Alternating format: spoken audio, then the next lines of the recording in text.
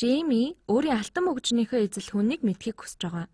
Тэр 3 инчийг харьцах нь 2 инч харьцаатай тэгшүнцэг цууртай шил авчээ. Тэгэхээр эндээс суур нь 3 инчийг харьцах нь 2 инч харьцаатай байгааг харж байгаа. Мөн тэр энэ шилэндээ 4 инч өндөр хүртэл нь ус хийжээ. Энд 4 инч хүртэл ус байгаа нь харагдчихэв. Джейми алтан мөгжөө шилтэй ус руу хийгээд усны өндрөө хэмжихэд 425 инч болсон байсан. Энэ нь алтан мөгж хийсний дараа шүү дээ.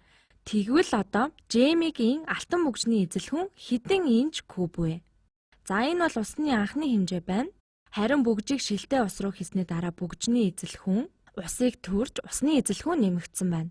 Тэгэхээр энэ нэмэгдсэн эзэл хүн бол үндсэндээ Джеймигийн бөгжний эзэл хүн болно. За тэгэхээр нэмэгдсэн эзэл хүн гэж энд юу хэлж байна гэхээр энэ бол эзэл хүн байна.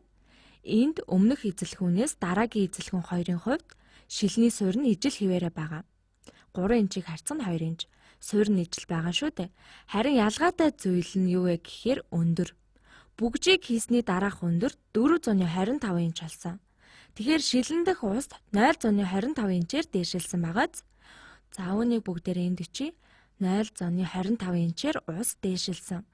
Тэгэхээр нэмэгдсэн эзэл хүн гэж яг юу хэлээд байна гэхээр тэр нэмэгдсэн эзэл хүн нь энд байна.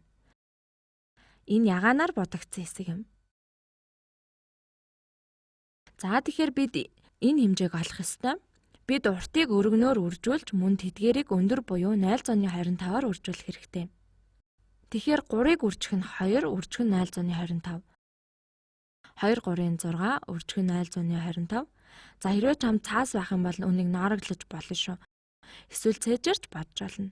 За 4-ыг 0.25-аар үржүүлэхээр 1 болно. Мөн 2-ыг 0.25-аар үржүүлэхээр 0.5 болно. Тэгэхээр энэ нь 150 болно. За мөн энд инчийг үржих нь инч, үржих нь инч буюу инч куб гэсэн нэгжтэй олно. 1.5 инч куб бол Джеймигийн бөгжний эзэл хүн.